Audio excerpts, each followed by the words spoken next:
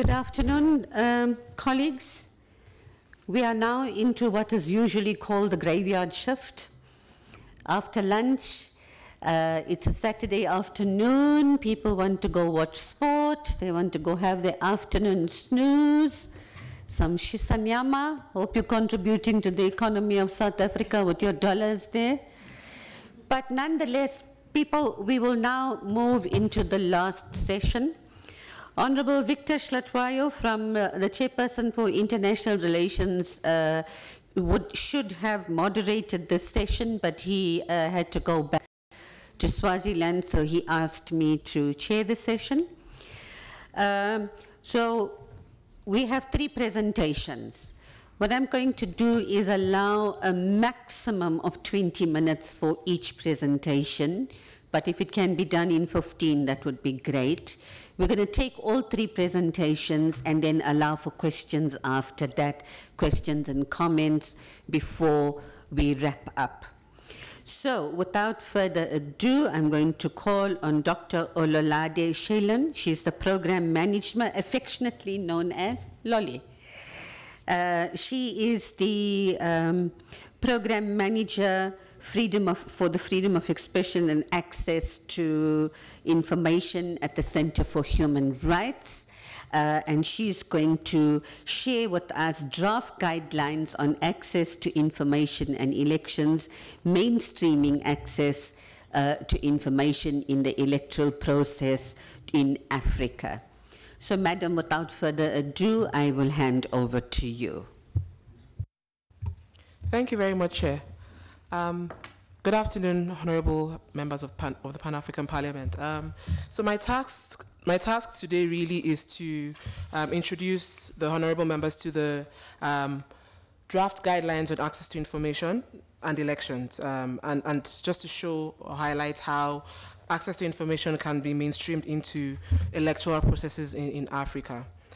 Just to say that this is a working document that is being developed by under the auspices of the Special Rapporteur on Freedom of Expression and Access to Information in Africa of the African Commission on Human and People's Rights. So just to...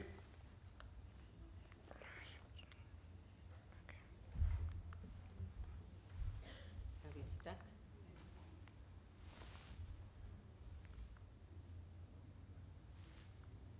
Do you think I might need to sit in the middle?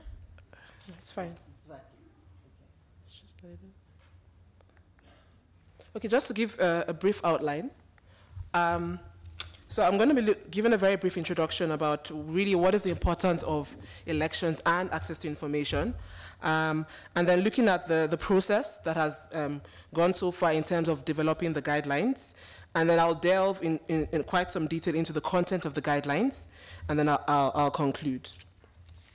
So just very briefly, obviously we all know that there's a lot of focus on elections, obviously with good reason, on the continent and internationally as well. And a question that comes to mind is really one that has been discussed most recently on whether elections really are the true test of democracy, especially in the context of the happenings in the UK and the US. And then recently I came across an opinion piece where a lot of criticism was leveled against mostly Western donors on imposing the Western idea of elections on continents like Africa, without really looking at the communal ways of participation and all that, and asking questions. But I will say, my opinion is that elections are necessary, but not a sufficient element of democracy. And definitely in this context, to have free, fair and credible elections, it's necessary to have information about all stages of the electoral process. The secrecy that should be allowed should only be with regard to who you vote for during an election, and also the permitted exceptions on access to information, which I'll talk about in more detail later. And then just moving on very briefly to access to information. It's a right, basically, which entails the ability to ask information, mostly, in most cases, from public institutions, but also increasingly from private institutions about anything, basically, concerning the daily lives of citizens. And just to emphasize also that it's a cross-cutting right, meaning that it enables all rights, whether civil or political or social, economic or cultural rights.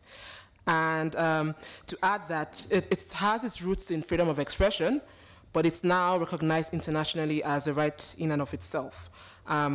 And in the African context, the importance that has been attached to this right is clear in terms of looking at Article 9 of the African Charter, and then the adoption of the Declaration of Principles of Freedom of Expression by the African Commission in 2002.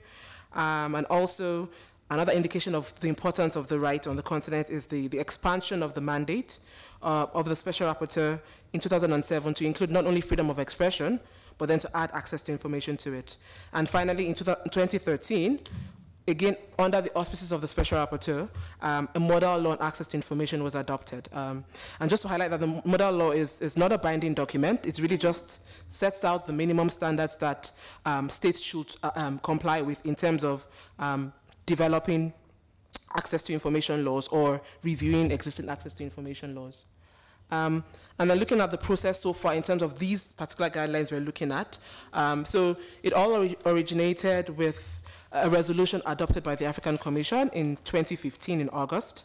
And the two major points was that there was a concern expressed about the lack of regional standard on the role of access to information in Africa as a means of guaranteeing credible elections and also strengthening democratic governance. And that resolution then called on the Special Rapporteur to develop these guidelines. And so the process so far has been that there was an initial experts meeting that had a broad range of stakeholders from civil society. So it was civil society organizations, national human rights institutions, working on both access to information and election issues. That was in May 2016. And then out of that meeting, a reference group was formed, democratically, I should add. And that group then had, I think, about 10 people, then had a meeting in August 2016 to fine-tune the discussions that we had at the experts meeting and come up with specific drafting instructions for the document. And since then, there has been 2 consultations, one in Southern Africa, and the consultations brought together a wide range of stakeholders as well. We had national human rights institutions, election monitoring bodies, law enforcement agencies, CSOs, and the works. And also in June, just a while ago, there was another meeting in Eastern Africa. And also that there was a public call for comments that was on the Commission's website, which ended on the 30th of May, requesting for feedback. And then so to delve quickly into the guidelines. So the first part is really the definition section. There are a few definitions, but I just want to highlight a few of them. So critical definitions are the definitions of, for example, the appointing authority. So basically it's the authority that appoints members of the election management body. And also what information really is. And the definition of information was taken out of basically the model law as the regional standard on access to information for the continent. And then also state resources, because the general idea is that a lot of, in the electoral process, there's usually a lot of abuse of state resources. So it was thought that there was a need to identify really what state resources mean. And it's been defined here as any tangible and intangible resource, which is directly or indirectly under the control of the government of a political entity, whether at the national, regional, and local level, which may be human, financial, institutional, regulatory, or enforcement related. And then moving very quickly. So the general principles, the next section is the general principles under the guidelines.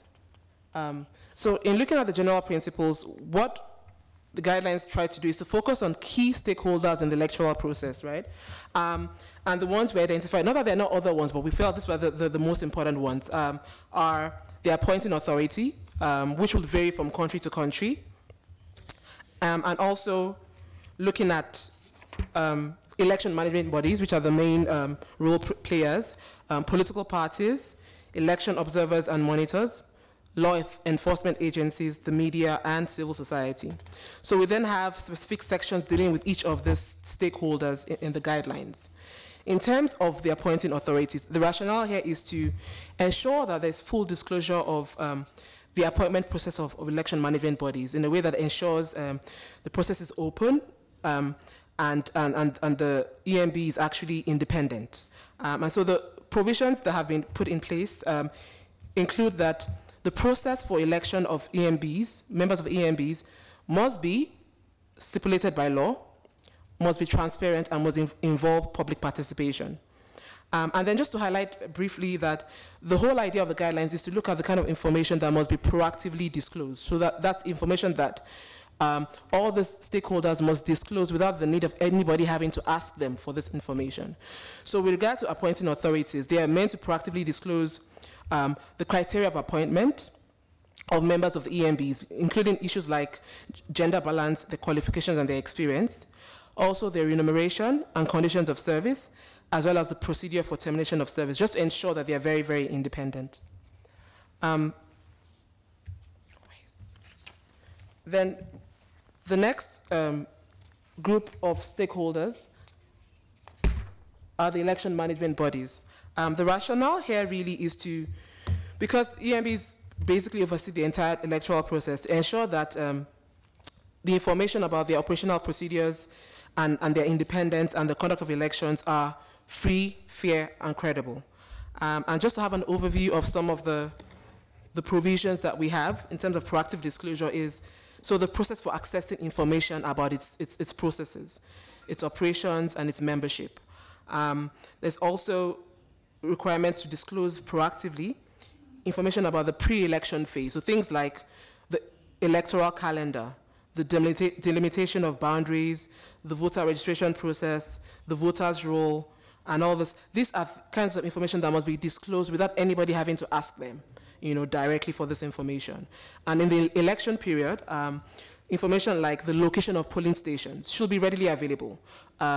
Information about technical glitches that occur during the day of voting should be proactively disclosed. Complaints that were received, the results per polling station, all this kind of information should be disclosed during the electoral process, election day. And then post-election, the results should be declared. The objections that were raised by political parties or candidates should be proactively disclosed. How they were dealt with as well should be disclosed, as well as evaluation reports that are produced by the EMB on the elections, as well as observer missions, their reports that were produced about the elections. And then moving on to the next category of stakeholders, it's political parties. So recognizing that political parties are really private entities, there's really need for them, despite this fact, to make certain kinds of information readily available to citizens so that they can make the right choices in terms of the elections. So information like their policies and ideologies, their internal processes and funding, and all this kind of information makes it very important for people to engage and participate in the process. So just to provide an overview of some of the information that they should provide proactively is, so first of all, they should adopt laws that require the disclosure of information on the use of human, financial, and institutional resources of the state. So this is really targeting the incumbent political party, and to avoid the abuse of state resources. Also internal information about their constitution, who are their office bearers, what are their policies, who are their registered members, how do they nominate and select candidates. All this information should be readily available to the public. And finally, the issue of, financing. So this is obviously a very thorny issue in many countries across the continent. But it's believed that it's important to have information about their assets and their expenses, the private and public sources of their funding for their campaigns, and also their annual audited financial reports. Moving quickly to the election observers and monitors.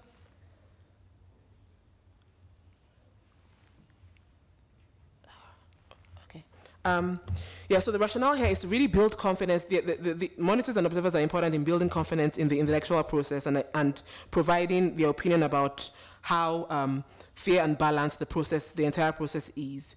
But they also have duties to proactively disclose information, such as the names and key office bearers of the mission. If they have a code of conduct, what exactly does it say? And in some cases, you have that observers are receiving financial assistance. sometimes from political parties or from the candidates, independent candidates. This should be disclosed so that you know exactly where they're coming from. And also if there's conflict of interest in terms of their political affiliations, because you have sometimes this in some cases. And then also a contentious issue also is the fact that many times observer missions are not, the reports are not provided. So it's recommended here that it should be done timelessly, and the guideline is that you should have a preliminary report in 30 days and a final report within 90 days. Although in some of the consultations we've had, it's been felt that 90 days is a bit too long to come up with a report.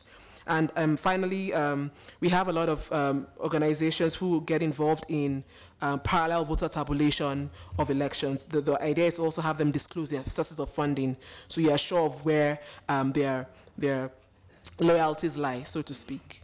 And then moving on to law enforcement agents. The reality is that in many countries across the continent, enforcement agents, even though they are meant to provide security, get involved in the electoral process and sometimes are accused of aiding, the incumbent government in terms of rigging the elections. So, so, and in some cases, they also contribute to intimidating opposition candidates and parties. So the idea here is for law enforcement agents, which by the way includes police, the military, whatever kind of agents exist in the intelligence as well in each country, to provide a code of conduct available on the electoral process. Also, the training and operation manuals. The deployment plan. So for example, what is the plan? Where are they going to be situated on election day? And so the plans should be provided before the elections, and then afterwards, then provide detailed feedback of where they were actually deployed to see if it actually tallies. And that would obviously help to make sure that you don't necessarily deploy it only in areas, for example, that are opposition strongholds, but that it's evenly balanced out. And also budgetary allocations and expenditure for the law enforcement agents. And we've been made aware also that there are in some instances where you have groups other than law enforcement agents being authorized to actually execute law enforcement duties during electoral processes. So if that is the case in each country, that information should be proactively given to the populace so they know exactly what is going on. Moving quickly to the media. So the media regulatory bodies. So the guideline sort of encourages self-regulation as the way to go, and also requires that whatever body is responsible, whether it's government-controlled or it's self-regulatory or it's a mixture or a hybrid between the two, should adopt regulations on coverage during the elections to ensure that the elections are free and are fair and they are balanced. Yeah, and then another issue that links with what we talked about earlier about internet shutdowns is that the guidelines stipulate that media regulatory bodies as well as telecoms providers should refrain from internet and telecoms shutdown during the electoral process. And then realizing that there might be, although it's difficult to really justify, instances where this is necessary, where that is, then the requirement is that this information must be proactively disclosed, and it must meet the three-part test. That is, the shutdown must be lawful, that means provided by law, serve a legitimate aim, and be such that it's necessary and proportionate in a democratic society. Those are the requirements there. And then moving on to the media specifically. Okay. So the media specifically, the rationale here is that they are critical to ensuring that there's a fair and balanced coverage of the electoral process, because that directly influences the public and their perception about the entire process. So this applies to whether print or broadcast media, publicly or privately owned. They must proactively disclose their code of ethics in the process. And what are the sanctions for the breach of those code of ethics? What is the complaint procedure if you identify a breach? And then beyond that, they must provide information about the complaints they have received and how they have dealt with those complaints. And also another critical issue is the allocation of airtime during the election campaign periods. How is this done, and what are the advertising rates? And also what their coverage plan is for election day. And then to civil society as well. So civil society plays a very important role. They generally conduct, in most cases, voter education. And also sometimes monitor the entire electoral process. So what are their obligations in terms of disclosing information? So generally, to know exactly where the organization is placed, it's good to have information about their aims and objectives, their membership composition and their staff and their office bearers, to know exactly how they're going to go about their voter education processes, what are the manuals they're going to use, to make sure that it's not lopsided or favoring one party or candidate or the other. What are their sources of funding as well? That should be proactively disclosed, because then you can tie that to what the message they are giving. And also, if there's any possible conflict of interest in terms of them providing capacity for voter education and then also then being involved in election observation, there might be a conflict of interest in that regard. And then there's a final section that really looks at how then do these guidelines become useful? How are they going to be implemented? So it talks about the obligations on the state parties. What are they supposed to do? They're meant to review, disseminate, train, and report. So in terms of review,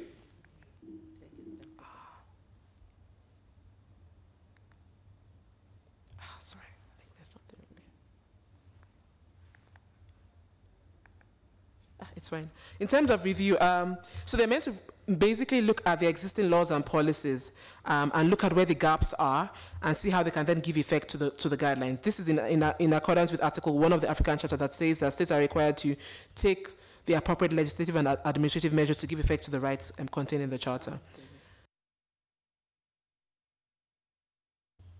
In terms of dissemination, they're meant to then ensure widespread dissemination in terms of the categories of stakeholders that were mentioned, but also other ones like national human rights institutions, the parliament, judiciary, and the electorate in general.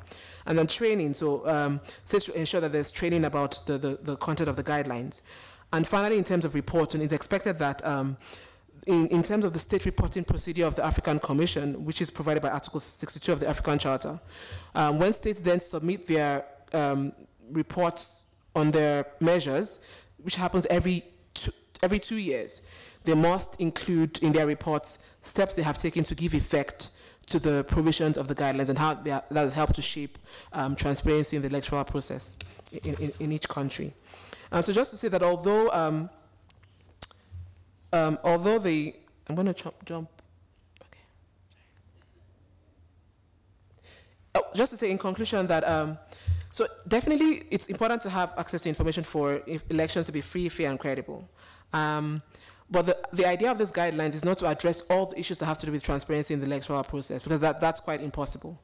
The idea is to identify the key kinds of information that should be proactively disclosed in the electoral process. And then also to say that we also obviously cannot also address all the stakeholders in the electoral process, because it's literally almost every sector you can imagine, but just to pick the ones we feel are the most important. And then to say that, so the plan is to have the guidelines adopted by the African Commission at its November session. We'll see if that works out. And although the deadline for submitting comments has passed, if the Pan-African Parliament, parliamentarians individually or collectively want to still supply comments, it's possible to do so before the 25th of August, because the document is going to be finalized after that. And then that's the email address it should go to. And for the copy of the access to the guidelines, it's on the African Commission website, which is here, and it will be shared with all parliamentarians. Thank you very much. Thank you so much. Thank you very much. I think you did a course in speed delivering. You did excellent. Thank you. I'm now going to call on the Ms. Avani Singh. She is the director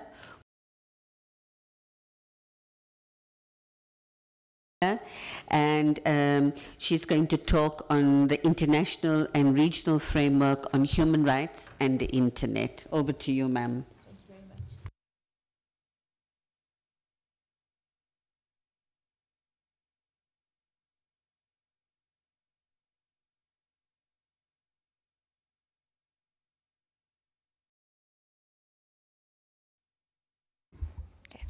Good afternoon, everybody. Thank you very much for staying for the afternoon session, and especially to the Center for Human Rights for inviting me to participate in this, in today's very important and very critically timed meeting as well, for us to be discussing these particular issues around access to the internet and the role that digital rights plays in our understanding of human rights more broadly.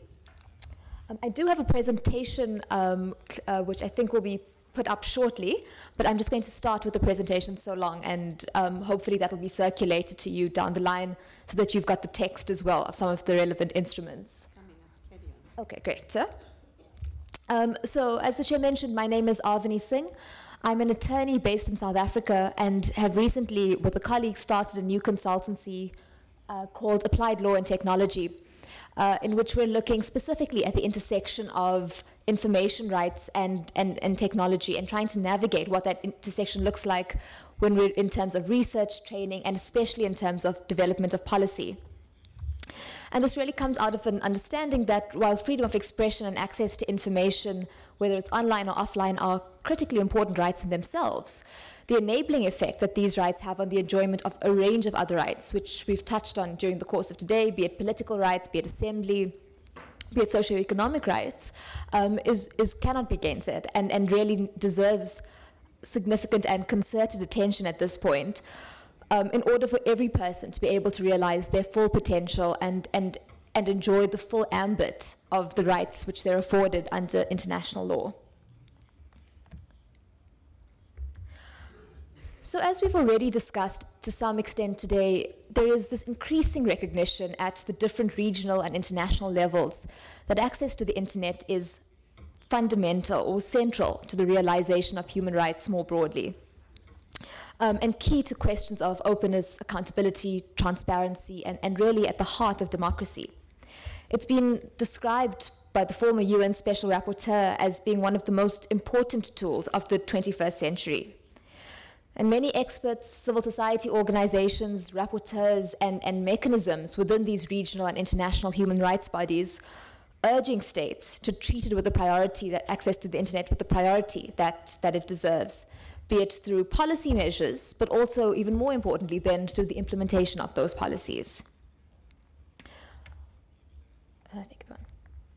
However, the reality is that for the majority of people internationally, and particularly on the continent, access to information access to the internet is still an unfulfilled dream.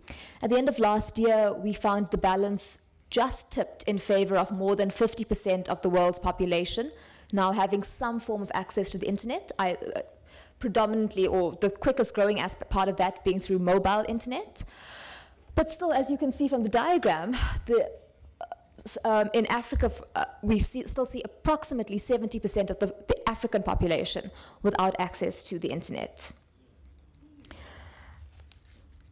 Of those with access, the even smaller percentage, or the even greater challenge there, relates to women and girls. And that's something that we'll come back to again, because this is a particularly difficult aspect that's been highlighted in the resolutions, that states in developing policies must concentrate on the role of women and girls in being able to access it in comparison with their male counterparts.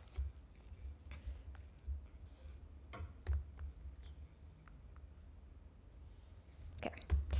So through the earlier presentations, you've now got a sense of the challenges that we're experiencing and some of the solutions and the initiatives that are being taken to try and address these challenges through the draft guidelines and through the African Declaration. My role here is to take us a small step back and kind of get back to the basics about what the fundamental principles of international law look like. And the reason that this is important is that I think we need to understand what it is what our current binding obligations are in terms of freedom of expression and access to information are, in order to understand where we can go from there as we develop policies that are more in tune with the demands of the digital era. And at the end of the presentation, then, we're going to look a little bit at what those demands have come to, or the content that we've given to those demands through the UN and the African Commission resolutions that speak specifically to the question of freedom of expression, access to information in the digital era. So I'm going to start by looking at some of the basic principles and the framing of the rights of freedom of expression and access to information. We're then going to look in a little bit more detail at the questions of derogation and limitations of rights, because that's really where the challenges lie in realizing the full potential of it. And then lastly, round off with the question of access to the internet and this developing norm around access to the internet as a human right. Maybe to start with then, there are two key things that we need to distinguish. The first is that when we talk about fundamental rights, both the African Commission and the United Nations have recognized that freedom of expression and access to information, or the rights as they currently stand within the relevant treaties, apply equally both in the online and the offline space. So although you may be trying to exercise your right on the internet, you still have the same guarantee as you would have had if you were using it under traditional forms of media. The second is in our understanding of the question of access. And here we have two components to the question of access. The one is around access to the physical infrastructure, which came through in the comments earlier today, and that in order to access the internet, you need to have the spectrum allocation, you need to have the tools to do it, and so on. But the second component that is then in terms of what it is that you're accessing, so the actual information online. And here there's the negative duty on the states not to restrict access, for example, by shutting down networks, but also a developing positive duty on states to ensure that the content on the internet is relevant and useful for the people and in the domestic contexts, in the correct language that members of the countries will want to or need to be able to access this in.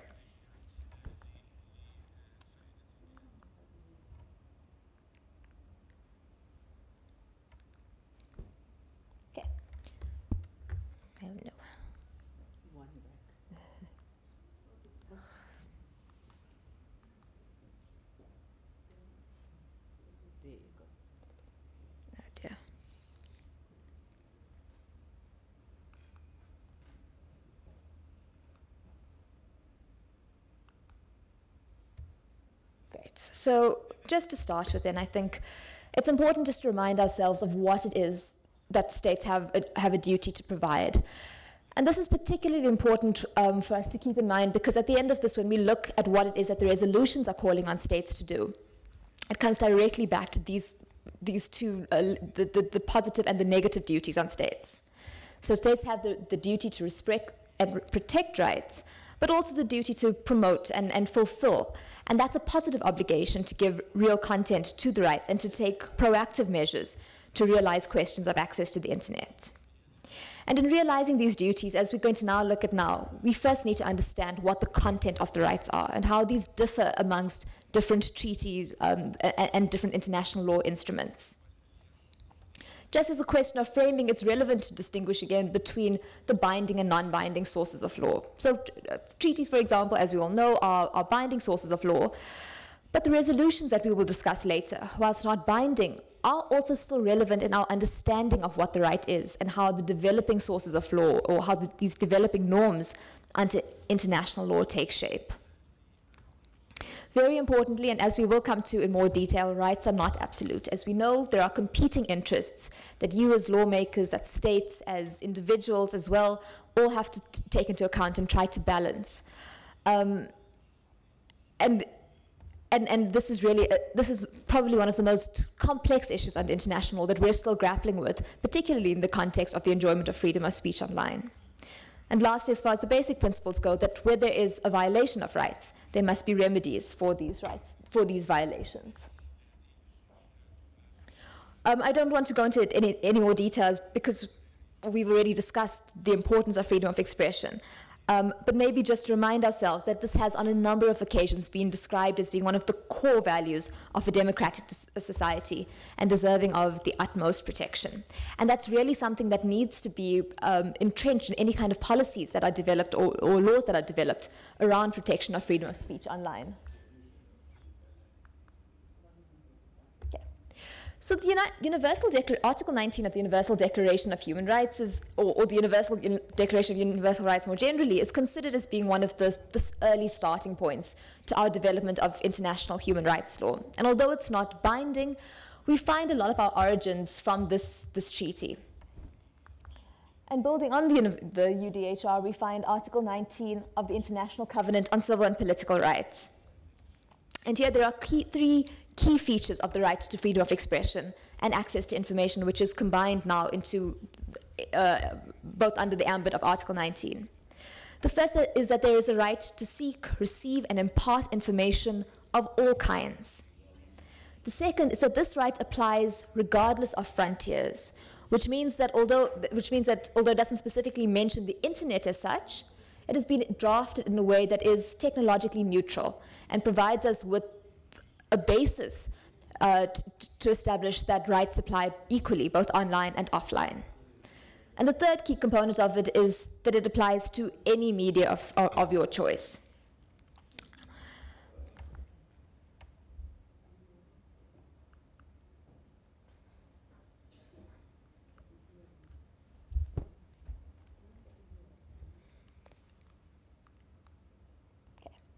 Then, very importantly for our purposes, is Article 9 of the African Charter on Human and People's Rights, which says that every individual shall have the right to receive information, which is the access to information component of it, and that every individual shall have the right to express and disseminate his opinions within the law. As Lola's already mentioned, the African Commission's Declaration of Principles on Freedom of Expression gives content to this, as does the United Nations General Comment 34 on which was passed by the Human Rights Committee. And that's where we start to find that the fleshing out of the content of these otherwise quite bare bones rights and the ambit that these rights are able to protect. In addition to this, as we'll come back to later on, there are resolutions, there are a series of other documents that flesh this out, and as somebody mentioned earlier, a new range of treaties. For example, the African Treaty on Cybercrimes, the treaties dealing with women's rights and peoples with disabilities, which increasingly are making reference to the rights to internet access rights as being part of these rights that should be carried out through by all people. Getting now into the question of how rights can be limited, the first thing that I want to touch on is the question of derogations of rights. And derogations are to be distinguished from limitations of rights, because a derogation is quite a drastic measure which allows the state to depart either in whole or to some extent from the right entirely in cases of public emergency, where it threatens the life of a nation and where it has been officially proclaimed. But as I mentioned, that this is a drastic instance and not something that is commonplace and is not currently catered for under the African Charter. It finds its bearings under Article 4 of the International Covenant on Civil and Political Rights, but even there it doesn't apply to all rights. And some rights, for example, the right to life, cannot be derogated from. However, in contrast to the question of derogations, the limitations are something that we find consistently throughout human rights law. And this really speaks to the balance between competing interests or competing rights, where full realization of the rights might not be possible because of other interests at play.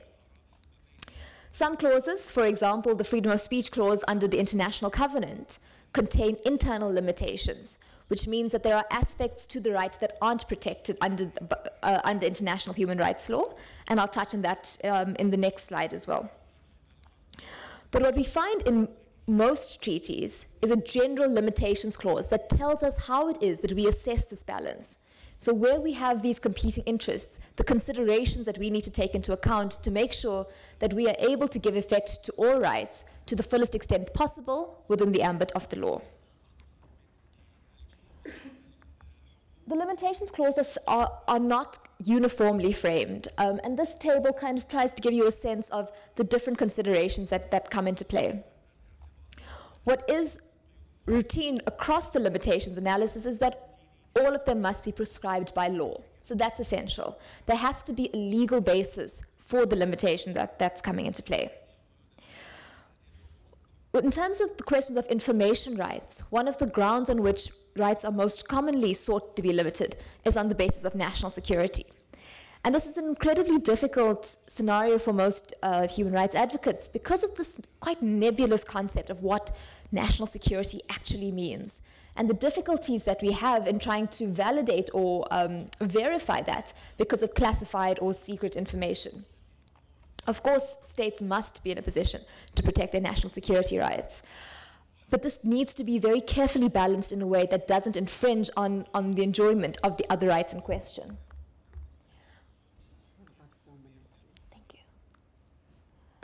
So very importantly then, when we're talking about limitations, a three-step analysis is what's been developed through the process of international law to be able to assess the propriety of a particular limitation question. As I've mentioned, it must be prescribed by law, which requires that it must be clear and accessible and understandable to all people. The second is that it must serve a prescribed purpose that is appropriate to the aim that that's trying to be achieved. And that includes considerations, for example, like national security. And questions 1 and 2, whilst sometimes complex, are typically quite factual questions as to whether or not they exist. The third question is really where we find the difficult balancing act coming into play. And that talks about whether or not this limitation is necessary for the purpose that it's trying to achieve. And this really is the balance or the judgment call that states or lawmakers have to make. And in doing this, the questions to be asked is it proportionate? Is it the least restrictive means? Is there an overriding public interest at play? And most importantly, in limiting a right, it must be possible to establish that limitation does not put the right itself in jeopardy. So, for example, if we take the question of internet shutdowns, if that's something if one is faced with that kind of scenario, and I don't want to answer the question for you, although I have a very clear understanding in my mind about whether or not it would be a proportionate limitation, or whether the limitation would be acceptable.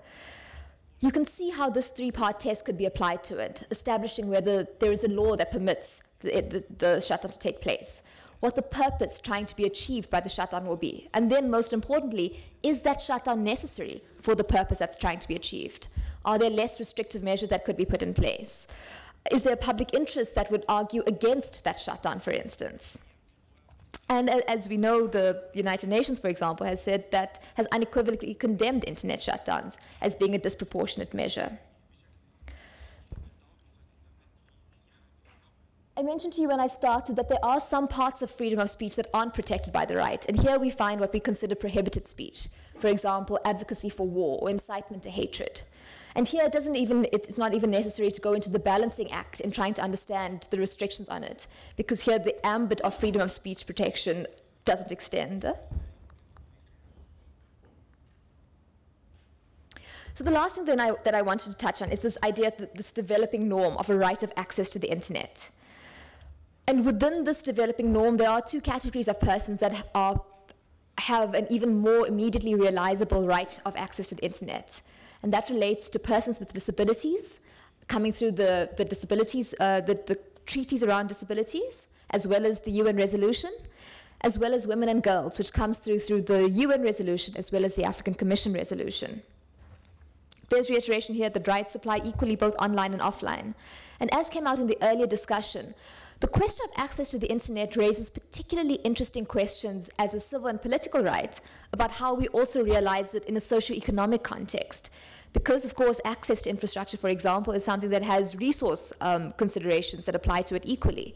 And what is the obligations on states to commit resources in situations where more fundamental services like access to water and healthcare are also trying to be balanced?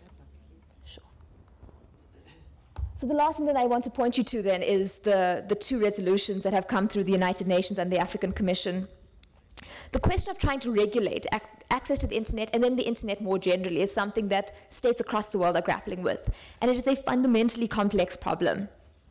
Trying to regulate content online, trying to regulate the physical access as well. And for lawmakers trying to look at these policies, what's important is that what we need is better cooperation among states to ensure that people across national borders are able to enjoy similar protections despite which physical jurisdiction they might find themselves in at a particular time. But also that the policies that we're enacting give effect to fundamental human rights in a way that all persons are able to enjoy their rights to the fullest extent possible, as well as to a free and open internet. Thanks. Thank you so much, Avani. I'm now going to hand over to Professor Michelo Hansengule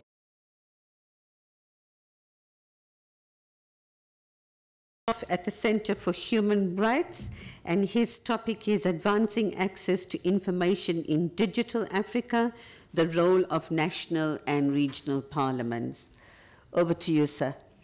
Thank you. Good afternoon. I haven't heard. Good afternoon. Bonjour. Yes. The role for me, unlike my two young colleagues, is to speak about witchcraft to you. I'm going to discuss witchcraft to the members of parliament, honorable members of parliament. Not long ago, a friend of mine in my country, Zambia, which all of you know now, obviously no one would like an introduction on Zambia in the last few months. A friend of mine in Zambia asked me to accompany him to visit his mother-in-law in some village. And when we reached there, he produced his cell phone and asked the mother-in-law to speak to her daughter in the US. Of course, she doesn't have the money to be able to buy the airtime to make international calls of that nature. And you know how expensive international calls are in Africa. So it was a big relief for her to have a son-in-law with such an offer. And indeed, she spoke. Now, about 2 years before that, she had gone to the US to visit the same daughter. She knows already, she has an idea how far it is from Zambia. That you fly the whole day, you fly the whole night. This is how far it is. The telephone, she spoke to the daughter for a long time. They chatted various issues, family, personal. At the end of the discussion, the old lady said, you see, white people are liars. They are liars. Why do white people like lying? They say there is no witchcraft. This is witchcraft. I'm here thousands of kilometers away from the US. That place that I know how far it is. I'm able to speak to my daughter like she's here. She's here. I even hear my daughter laughing with me. This is witchcraft. This is the idea of digital. It's witchcraft. Digital technology. I want to thank you for inviting me to share with you. Even as I'm coming from another country, I'm just coming straight here, even my case is outside. I felt it important to come in and share aspects of this but interesting topic. I want to know from you, because you are the decision makers on the continent. I want to know from you, why exactly from 2015 in Europe, you pay domestic charge for making an international call to another European country? You are in Sweden, you call German, you pay a Swedish rate. You are in German, you call Britain, you pay a German rate, as if you are calling someone who is within Germany. Compare this. Now, these are developed countries, so they like to call themselves developed countries. Compare this to us, who are called poor countries. You know the story. I need not repeat it, how expensive it is. And here we are talking about digital. Are we really being practical? Talking about how to go digital in Africa. With these huge costs needed, let's try to problematize the topic first. I understand from the young people, in the morning you were already problematizing it. I'm only adding to the problems you have identified since the workshop started. And who started this 2015 decision in Europe? It was European members of parliament. So I keep asking myself, when am I going to hear it from my own members of parliament at PAP, making a recommendation of that nature? I know that you do not have power to make binding decisions from here, but within the persuasive responsibilities you have, when are we going to start talking about those? Why should we try to generate a discussion around that? It has been suggested already that in terms of the African Charter on Human and People's Rights, which all the 54 African countries, except now Morocco, 55, all the 54 have ratified. Article 9, the young lady has just been explaining and showing it, has guaranteed to every individual African the right to receive information. It's guaranteed. But for me, that is not very important. The most important one is that not a single one of the 54 African states that have ratified the African Charter entered the reservation against Article 9. Not a single one. Which means we are saying that the right to receive information is an African right. It's an African value. It's something that we cannot even contemplate entering a reservation. We want it as of yesterday. Included in this right to receive information is digital information. There is no specific provision in the Charter specifically talking about digital as a right. As there are no specific provisions in African constitutions talking about digital. However, you identify the core element from the right to receive information, including digital information, as a right. So it's continentally binding, because not a single African state entered the reservation. As the young lady said, this is based on Article 19 of the Universal Declaration of Human Rights, which is applicable in Africa politically, is applicable in Africa morally. Therefore, digital information has become a recognized universal human rights on the African continent. I want to explain that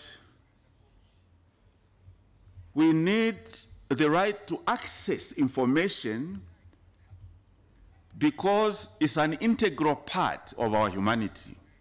It's a human right. Accessing information is an integral part of our humanity. Therefore, information should be open to everyone. No one should be privileged or prejudiced in the exercise of this right on account of belonging to a class or a group, howsoever defined, and whether in terms of gender, class, race, political association, occupation, sexual orientation, age, nationality. What am I saying? That there must be no occasions when those who might differ with you, maybe for political reasons, should be denied equal enjoyment of this right because they are not in government. There should be no occasion when their emails, the social media comments they make, they are targeted for monitoring because they belong to the opposition. What are they talking about? They are reporting us internationally. They are damaging our image. You know, sometimes you identify individuals. You must make sure that all their telephones, you know, you intercept them, intercept their telephones, because they are known to be political opponents. That is extremely savage. Because what you are interfering with is a human right. And if you believe in your humanity as a human being, obviously you should believe in other humans as entitled to equal enjoyment of the right to receive information. And a good leader is one who insists on being criticized, who promotes social media freedom, people to talk about you, because this is how you are going to know how good you are. Probably what you also don't want to know, how bad you are. So you have to encourage them, encourage them. The state system we establish, based on your constitution, guaranteeing freedom of information, is to encourage people to speak freely about you in various mediums, to encourage them. This is how you can also develop good governance. If you only want to listen to those things that you expect, then what is it you are adding, additionality you are bringing to the development of state and society? Nothing. Because you want to hear what you already know. So how can the state and society advance?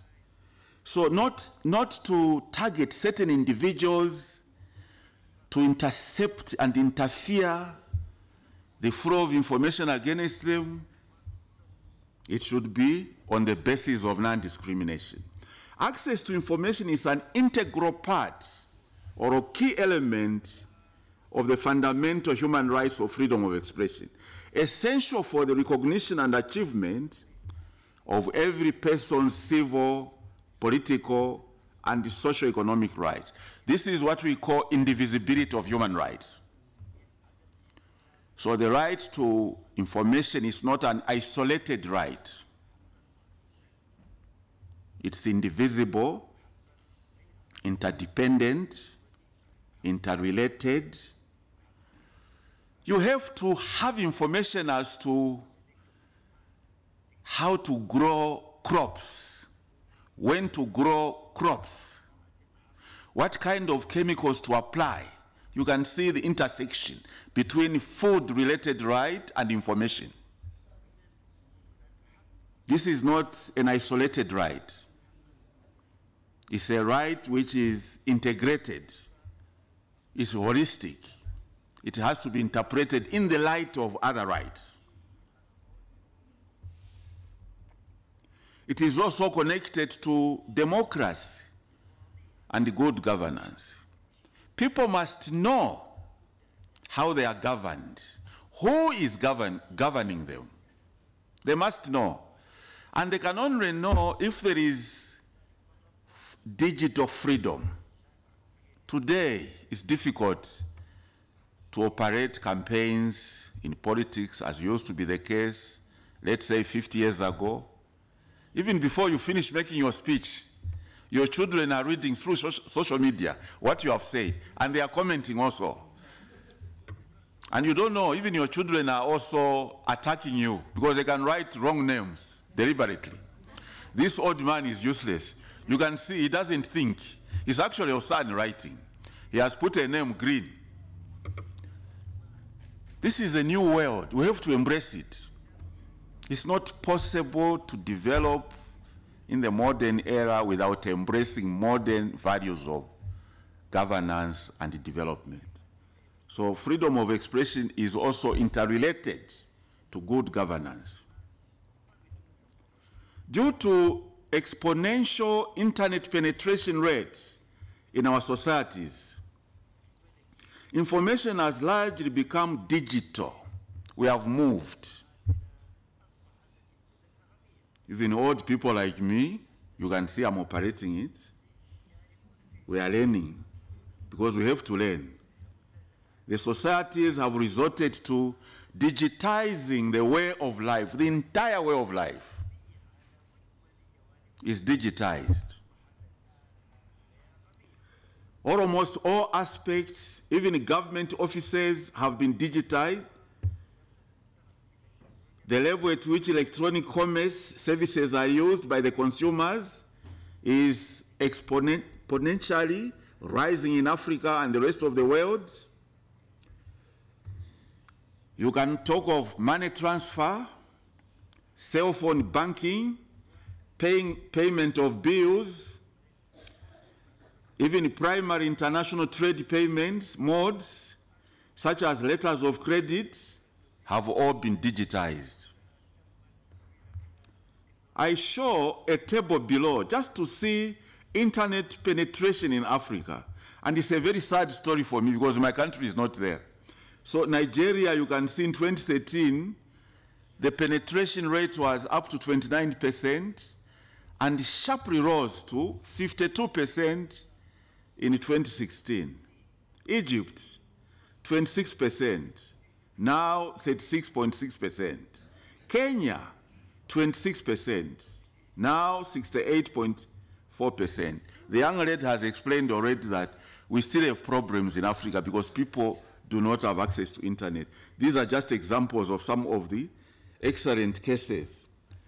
And compare this now to the US, 78% in 2013 has risen to 87.3% in 2016. Very soon it will be 100% in the US. Now, there's a problem here because I'm supervising a student from Botswana who is writing her PhD on internet access in Africa.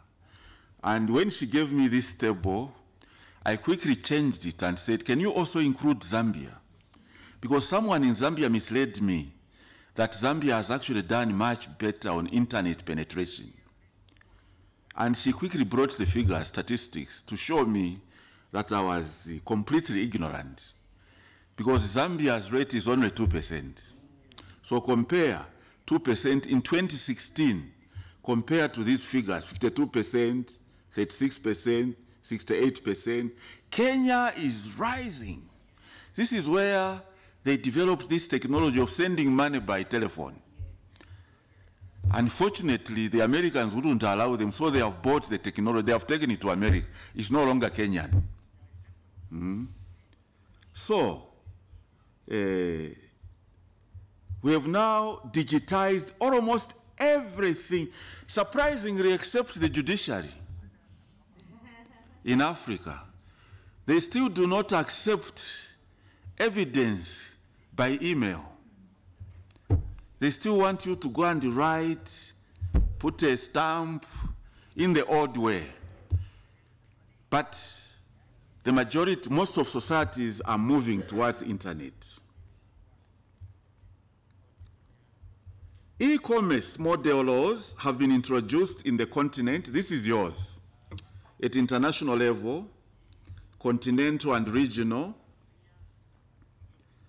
as well as starting point to show eagerness to move towards development, especially to legally recognize digitized data. But to date, not all African countries have adopted these model laws in their national laws. Access to information is a part of a human right to freedom of expression. Thank you.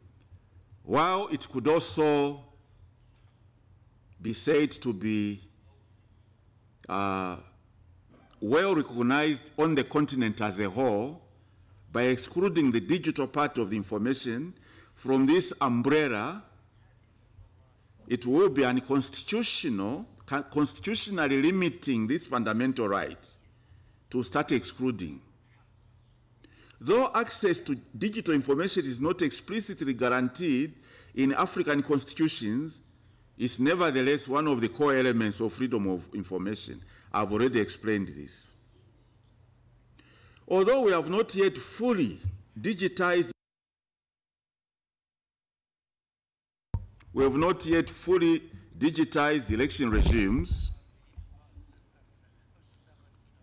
Access to information in digital Africa is essential for transparency and accountable governance and sustainable development.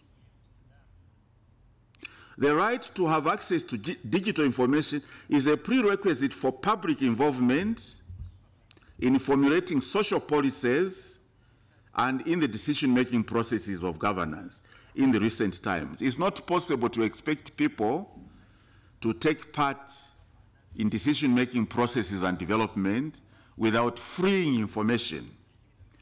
In no doubt, technology enables critical information to reach marginalized communities at a rate and scale never before possible, and where appropriate, organizations should be encouraged to integrate technology-driven approaches into their programs to maximize impact. The right to access information in a digitized Africa can only be effectively exercised and implemented on the basis of laws adequately drafted and regulating this right in accordance with international standards. So what I'm saying is, for members of parliament, as you focus on trying to digitize information in your respective countries, you must try, this is why we come from the African Charter, try to always have international standards on hand as a guide for developing national standards. I want to conclude by saying corrupt African leaders obviously do not want their secret deals to be exposed, which successful digitization of Africa can lead to. Therefore, I will understand why, if there will be resistance in some African countries. Because as you know, corruption usually goes with secrecy rather than openness. Therefore, it is important to understand why the digital projects in Africa could easily be rejected. Instead of running open governance, which is within the idea of digital Africa, most of them prefer under-the-table deals because full transparency may pose a threat to their activities. I put Gupta emails in South Africa as an example. Most of you may not be coming from South Africa, but you may have been following events here recently that the discussions around this very, very famous family, Guptas, all the emails they were exchanging with certain senior officials in government, senior officials including ministers, even family members of the president, they finally published them in the public domain. What am I trying to say? What I'm trying to say is, be careful, honorable members of parliament. Do not think that because you have put top secret on an email, it will remain top secret. No. We are now opening governance. Whatever you write, other people will have access to it. And when a problem comes, they will share it with the rest of the world. This is what we call good governance. This is what should be promoted through Digital Africa Project. Thank you. Thank you very much, Professor. I allowed you the latitude of a little bit of extra time because I could see the wealth of experience and knowledge that you were sharing. And then with our two young ladies, the passion and the knowledge that they shared kind of all made us all start thinking that we have so much of talent at this top table. I'm going to allow a few comments and a brief comments and some questions before we round up. We are still running very much behind. It's now 7 minutes past 4. We should have finished at 4, but with your indulgence, we'll take a few brief comments and questions. Kindly just direct it to the person that you want. You can start, sir. Merci, Madame la Présidente. Thank you, Madam Chairperson. In truth, I don't really have a question, but what I have is a comment. Let me start by saying thank you to the speakers, because my contribution is related to the presentation made by the professor with regard to digitizing the African continent. The rate, the penetration rate, and the access rate is rather low in Africa, as you so rightly stated. Nonetheless, there are, I think, steps that we should not, we would not be able to avoid, such as education, training, and electrifying Africa together with the cost of electricity across the continent, internet cost.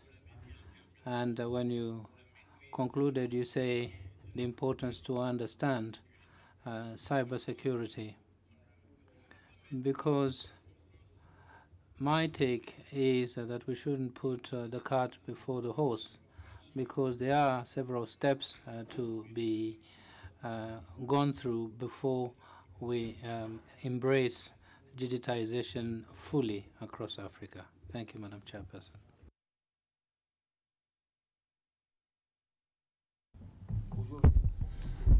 Thank you very much, Madam. I am really very heartened and very impressed by what we have before us. 3 excellent presentations. But I'm unhappy because, and I want the professor's views on this issue. How do you see the progress of digital communication in a situation where people are massively illiterate and the language of digitization is alien to them? How do you see the progress of such a project in Africa? And second question is, how do you explain the low penetration in your country, 2% as compared to Kenya? Thank you. Merci, Madame la Présidente. Thank you, Chairperson. I just wanted to say that we are the ones who are behind, who are lagging behind. When we look at the African continent, my country, Mali, for instance, in the most isolated areas where there's no electricity, but you'll find that the youth is very innovative. You'll find that they have solar panels and batteries, and they're able to connect using their mobile phones.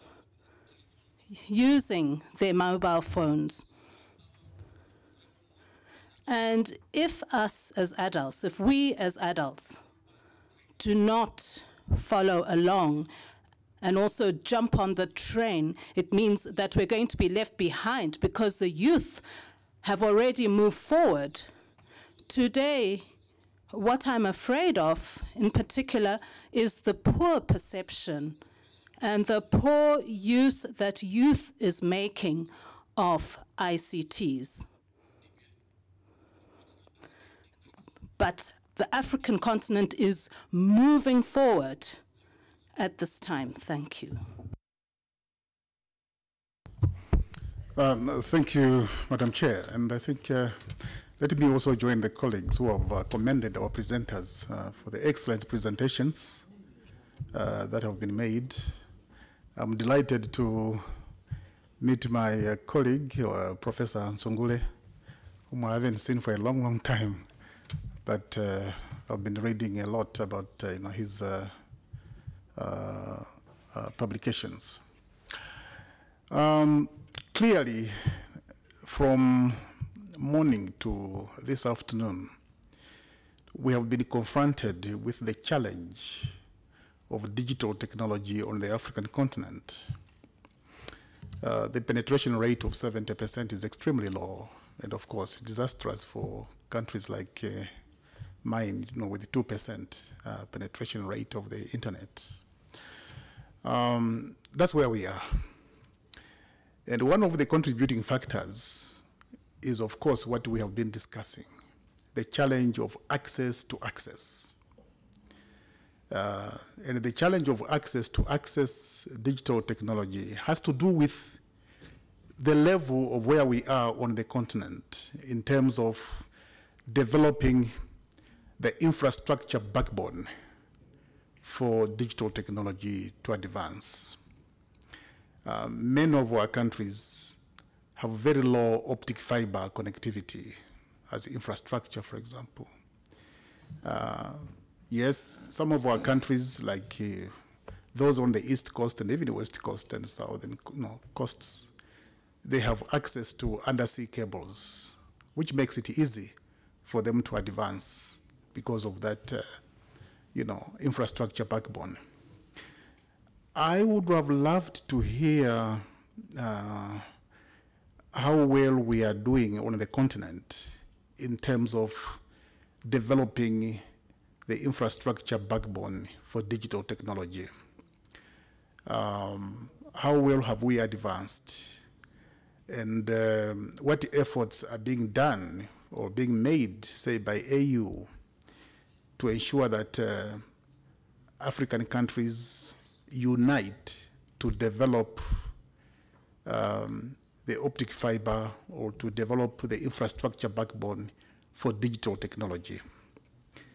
How much resources are being mobilized at the continental level, to build that infrastructure. I think that would have, helped us even as we go back home to our respective, parliaments, to impress upon, for example, the ministers of communication and information, to see, what cooperation they are developing at the continental level, to advance the development of the infrastructure backbone for digital technology development on the continent. Thank you. Thank you. Professor, would you like to respond to any of the questions put to you? Thank you. Let me start with the last one first. You see, Professor, Honorable Member of Parliament, Lungwangwa, when the paper is given to you, I have tried to capture some of the activities on the African continent in the AU in trying to particularly improve on the issue of connectivity. The progress has been very, very slow. Not much, actually. I think the most outstanding thing was to officially recognize 28 September as International and African Right to Information Day. This was a recognition by the AU. The second one is they are developing an instrument on access to information in the AU. It has taken long. There is a draft already to try and harmonize activities on the African continent on digital transformation to digital Africa. Some of the activities Lola has identified, these are not in the AU level. These are at the level almost, AU through the African Commission on Human and People's Rights. But this is almost like persuasive. It's not mandatory, but you can draw from it. If you want to develop legislative framework in Zambia, then you can draw from what we are trying to do through the projects Laura has identified. We are not doing much. This is just baby steps not much has been achieved yet. The issue of connected to this is the low rate in Zambia. It's connected to governance. It's poor governance. If you have good governance, they can prioritize this. They fear information. Fear of information is behind the low rates of investment in this sector. I'm sorry to probably give the impression that I'm over-focusing on Zambia, but right now, young people are being arrested for writing on social media, mocking, not defaming, mocking. If you mock a minister, you mock a president, mocking, they are being arrested. Social media. Then they can, therefore, you can see that they cannot promote freeness of information because they are already fearing it. So it's a governance issue. It's a governance problem.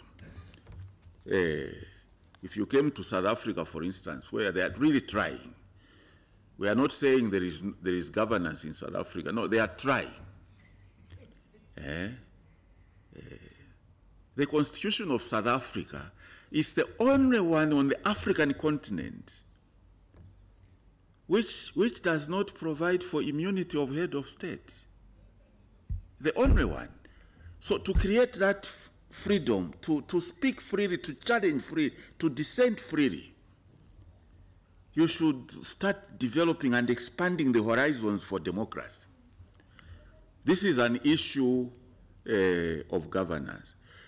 Yes, I also agree that in even some of the most isolated areas in Africa, you would find the youth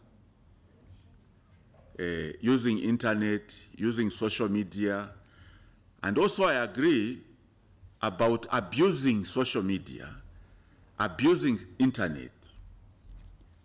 But we have sufficient legislative framework to take care of abuses where they happen. You use the rule of law, due process. You do not use political power. You use due process. Investigate, prosecute, convict if the evidence is available. But it is true that young people are far ahead in this respect. And I think it is right to say also the old people must move ahead and try to catch up with the young people. Thank you. Thank you very much. We are almost at the end of our program. Professor, I understand you're going to move a vote of thanks on behalf of the Center for Human Rights. Is that correct? Thank you. You may go ahead. Sorry. So now I can stand up because I have to be like a teacher now. So thank you very much to thank all of you and also the partners for putting this thing together. I understand I was not here myself in the morning, that you were very active, you actively participated. You raised too many questions. This is why you ran out of time. And hence we have this time challenge that we are facing, which is actually for positive reasons. So when you see members of parliament embracing a topic like this, you feel encouraged as an African that at least it appears that we agreed as to where and how we should go towards developing Africa, to develop good governance. The very fact that on a Friday afternoon, you are still seated here to listen to these presentations is an indicator of rapidly changing democratic ethos on the African continent. Saturday, you know. On Saturday, sorry, because I was in a workshop for the whole week, so I keep thinking it's Friday.